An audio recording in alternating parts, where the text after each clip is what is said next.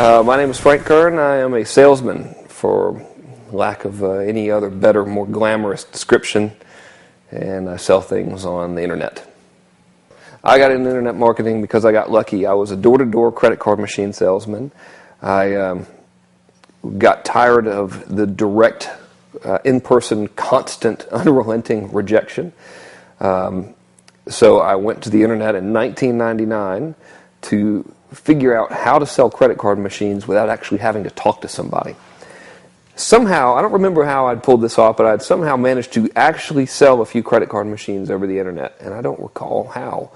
I think I did it by just finding like websites and contacting, like literally just calling the people that had the websites and saying, hey, you know, you should let me process your credit card. So 400 million phone calls later, some dude said yes.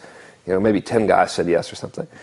And one of the customers I had was a guy in Indiana, and I could see their volume, their transactional volume every month, you know.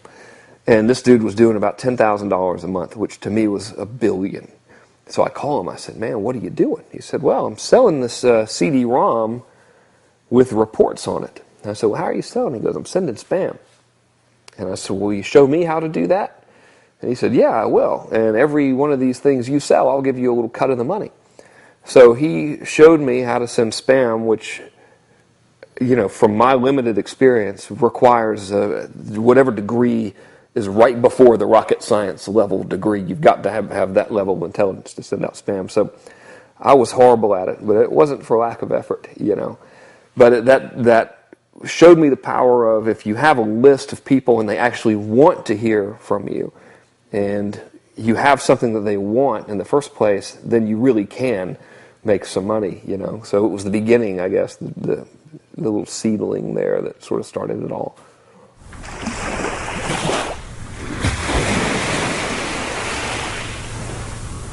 There's the internet lifestyle, this mythical internet lifestyle, you know, is perceived as, oh yeah, you know, you get up, you do nothing, money comes in, and it's fantastic, which that happens.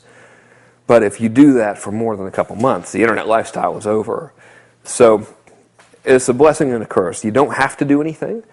You know what I mean? There's no one over your, you know, no one's cracking the whip, so to speak, saying get to work, let's have at it. But other than your customers, of course, I mean, you do have to deliver on the promises. That's always very inconvenient. You know, it gets in the way of the mythological internet lifestyle. But there's no one pushing you. So if you live this internet lifestyle too long, you got no more internet lifestyle and you have to go to work. So that's one aspect of it. The other aspect of it, which probably most people will tell you who are really into this, is the internet lifestyle really means you're working all the time. You know, I'm eating dinner with the family, and like this half of the brain is on the conversation, this half of the brain is on what are we going to do tomorrow? You know, what are these numbers? What's this opt-in rate percentage looking like? How can we get this up? What's this client's business doing? How can I get this guy more money? You know, how can we help develop this guy a back-end product? Well, that's, you know, I mean, it never ends. It's on all the time, you know. And that's fun. I wouldn't have that any other way, but the notion of, you know, working a couple hours a day and getting rich is, I don't know anyone who does it because you just get so hooked on it. You know, I mean, there are probably some people that make money and don't really do anything, but I don't know why anyone would want to stop. It's just too much fun, you know. It's like the Stones. I mean, they're a great band. They make great music. Why would they stop playing? They're still playing. They don't have to, but they do, you know. And if they did stop, then they probably wouldn't be any good anymore, you know.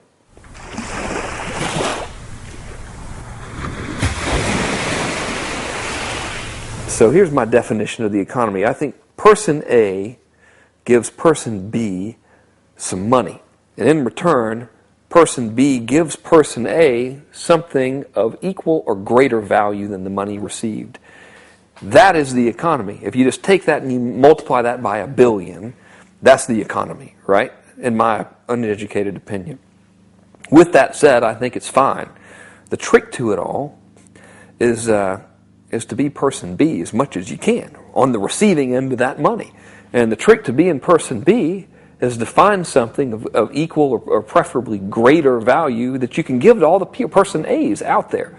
And the trick to finding the person A's is just to look online or watch the news or reading magazines and seeing what's being sold. You know, if you say, oh man, people are buying the shit out of the Snuggie, maybe I'll make a super Snuggie, you know, and they're advertising on TV, so I'll advertise on TV and I'll just do a better job. It's not hard, you know. I think the economy's great. I wouldn't change it at all. And I think, you know, we have this currently, you know, the economy's bad or whatever. The economy's not bad. The equation got fucked up.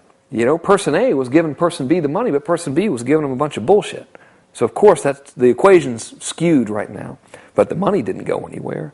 There's still plenty of money. It's not like the aliens came and sucked it up, you know, through their big money vacuum and they're hiding it. Maybe it's in the vault where the economy is. Maybe it's in the basement. You know, they don't even wear loincloths in the basement. The nubiles just sit there and they fan the money like it's a living entity. You know, come on, it's fine. It's an illusion economy. You know, a man wants something, he'll buy it, period. You know, you see the gigantic satellites on the side of the trailer parks. You know, the guy's got a Lexus, but he can't pay child support. Whatever he wants, he's going to buy it. That's going to happen till the end of time. You know, you're a good salesman, you control the economy, period. And if you can be a good salesman, you can get in front of a lot of people and you can control a lot of the economy. You know, and that's the name of the game. And that's all there is to it. Everything else is just guys on TV trying to scare you into watching their shows so they can sell advertising crafted by people like me. That's really the truth, you know.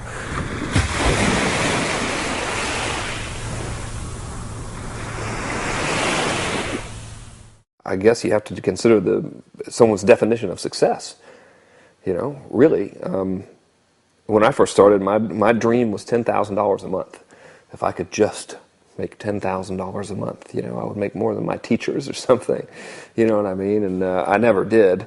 I went from making none to my first real month online was $17,000, and then, you know, it grew pretty substantially after that. But I guess if I were to speak for other people, especially people just getting started, I think that the monetary amount would be whatever it takes to not have to go to work.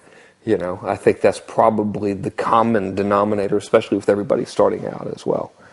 I'm successful if I don't have to have a job anymore and I can just stay home and sell my wares and services on the interwebs.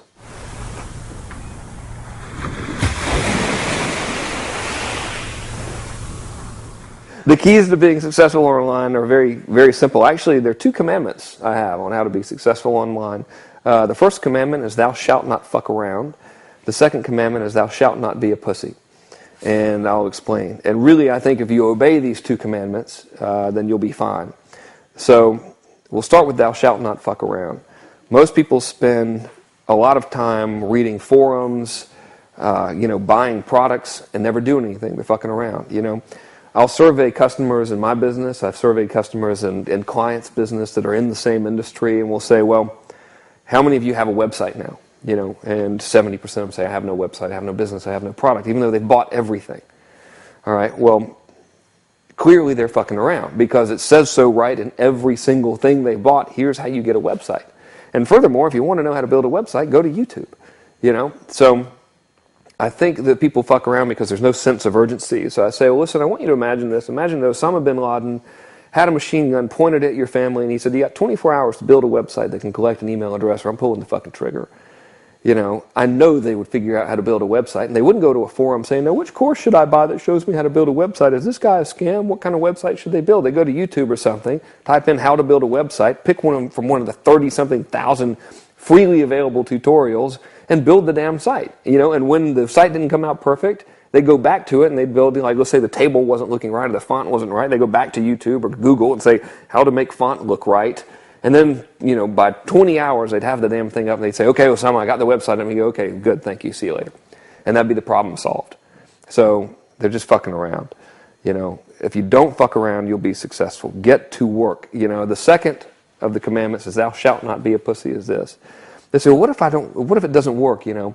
I'm perfectly willing to go into enormous debt to attend seminar after seminar after seminar and to buy product after product after product and get all of this education, but I'm terrified to spend $100 on a Google AdWords campaign to try to launch a product off the ground, to try to test a market and everything. They're just being pussies.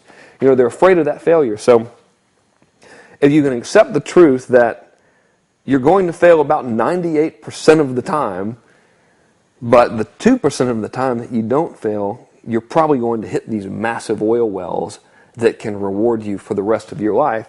You'll be okay. But if you're just going to be a little pussy about everything and not get to work and not get started and get that temporary like crack cocaine high from buying the product that makes you feel like you're doing something, and then that wears off and you buy the next thing. If you're going to do that instead of actually getting to work and doing something, then you're screwed. So the secret to internet success is, get to work, don't fuck around, don't be a pussy. And when you get knocked down, get back up, because you're going to get knocked down, period. It's like talking to a guy who's going to be a boxer. Now listen, the guy's like, oh, I want to be a champion boxer. I'm not going to get hit, am I? Oh, no, dude, you're going to be fine. You're not going to get hit. The guy gets hit one time. I don't want to be a boxer anymore. Of course, he's never going to make it as a boxer. He's got to know, you're going to get the shit beat out of you, a lot. And then sometimes you're going to win, and when you win, you get to be on TV. It's going to be great. Nike's going to call you, and you can have a boxing shoe or something. Maybe Kern will do the ad campaign for you and tell America that they'll be beautiful if they wear your boxing shoe. It'll sell millions. You're going to be fine, but you're going to get your ass beat a lot. That's the trick to it all.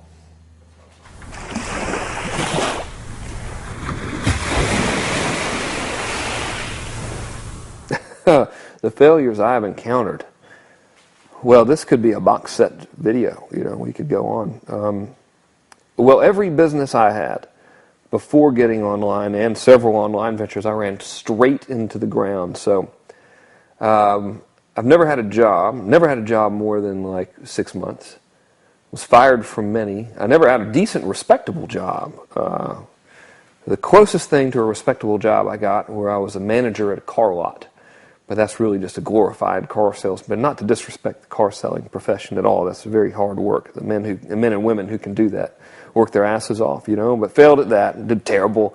Had a little used car lot of my own. Ran it straight into the ground. Had a dog fencing business straight into the ground. First, my 2 years spent as a spammer.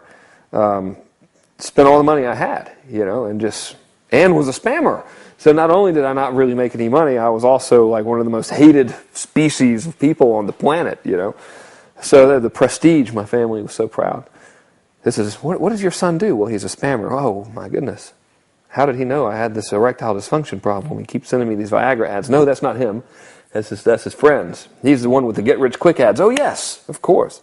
So there was that. My most notorious failure was when I was sued by the Federal Trade Commission for my very first product that I created myself called Instant Internet Empires. And man, I thought I was onto something.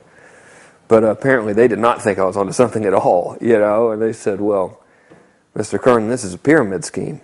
And I said, what exactly is a pyramid scheme? And they said, well, it looks conspicuously like this program of yours.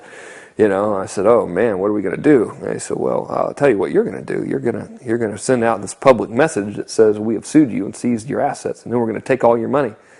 What do you have to say about that? And I said, well, okay. What else are you going to say? I was like, all right, sorry. So that was a pretty significant failure. That was very embarrassing. I wouldn't trade it for anything, though. I learned a lot from that process, and certainly would never want to repeat it. Wouldn't want to go through it again, but wouldn't take it back for all the money in the world.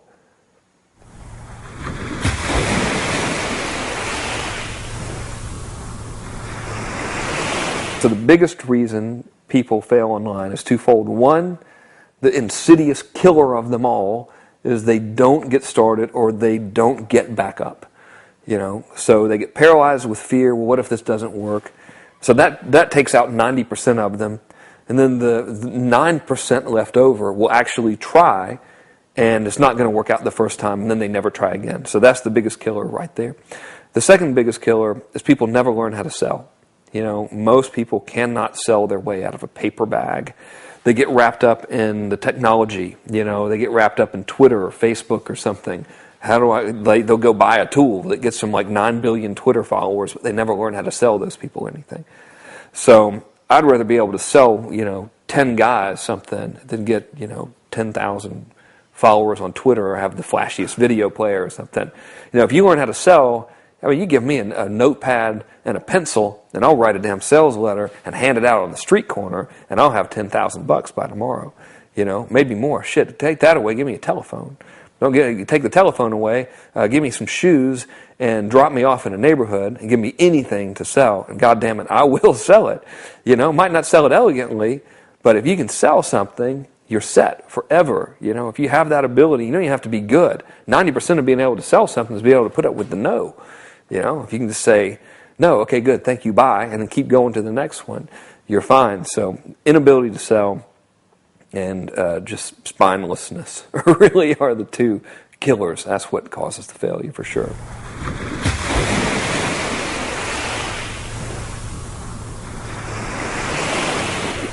My cousin was like a little brother to me, and he was working as a commercial realtor, and he had finally had enough. You know, I'd been after him. We both lived in Macon, Georgia, and I didn't have anyone to hang out with. You know, because I'm in my little office all day doing internet work, and I didn't really have to work all the time. And sometimes I wanted to screw off, and everyone else had a job, and I was kind of, you know, I was fucked.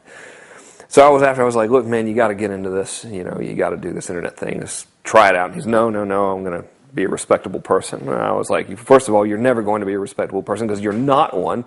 Neither am I. We're not going to fool anybody. You might as well embrace it. So finally, he had enough, and he said, you know, all right, show me what you do. So he came to my office. I'll never forget this, man. And he was like, well, what do? I got this product idea. How do I market it? And I said, well, first of all, you're going about it backwards. It never, ever starts with the product. It always starts with the market. And there's three fundamental, you know, characteristics of a market that you look for. They've got to be irrationally passionate, great in number, and easily reached. And the biggest thing is irrationally passionate. You want people who buy stuff all the time. And I used to have this long, drawn-out process on how to find them, and he really helped me shorten that. So we figured out how to reverse engineer, you know, how to find the market. And it's simple. There's a website called ClickBank that everybody watching this probably knows about. And through some stroke of great fortune for the rest of us, ClickBank has gotten their vendors to agree to be featured in this marketplace, which allows you to sort by category who's selling the most stuff, which is fabulous. And then they'll tell you how many of their sales come from affiliates, which basically lets you almost completely reverse engineer somebody's business, you know. So my tip would be to go to that site, pick a category, anyone you want to, and sort that by the top sellers and see who's selling the most stuff. And then you know you've got a group of buyers. So you got empirical proven data. You know, if this guy's buying, or if this guy's selling the number one guy in the sports and fitness category, and he's selling a thing on your golf swing, you know unequivocally that there is a market there for that. And you know they're buying this particular thing. So all you got to do is go into that market, do a better job of selling, and sell a better product. Shit, you don't even have to sell a better product, really. It's just best if you do. So, in all honesty, you just have to do a better job of marketing and selling, and then you can exceed his numbers, which are right there clearly visible for everyone to see. So, that's the biggest tip. You can reverse engineer anything. Never, ever, ever try to reinvent the wheel. You know, don't be the pioneer with the arrows in your back. Go use all this unbelievable data that the internet gives us, reverse engineer a competitor, and just go in there and take over. That's what he did. He did it in the hypnosis market. Had a product created. I remember this first, he did his launch. You know, he'd run ads on Google AdWords and stuff. Built, just like we talked about earlier with the launch, you know, offered to give things away to get the opt-in list. Finally does the launch. He had a little tiny list, you know, of like 3,000 people. Finally does the launch. He goes, all right, I'm going to launch this thing to my 3,000 person list. You know, let's sit here and watch it. And I was like, I knew it was going to be kind of anticlimactic with that small of a group of people. I said, let's go to lunch, and we'll come back and we'll see what happens. So we go to lunch to Zaxby's Chicken in Macon, Georgia, on Spring Street, I believe it was. Used to be the Arby's for all of you Georgia people. So we go to lunch there, and old fucker brings his BlackBerry, you know, so he's checking stats. And while we're at lunch, he made $300. And this was like unbelievable, you know. He's like, holy crap, I made $300. By the end of the day, he'd made $800, and I think the first week he made a couple grand. Within the first 48 months, he made over $2.8 million. Yeah, you know, and it was the same formula. and he sold hypnosis, and he sold software, not get rich quick stuff, nothing, and it's all based on that. You find the market first. You find that hungry market.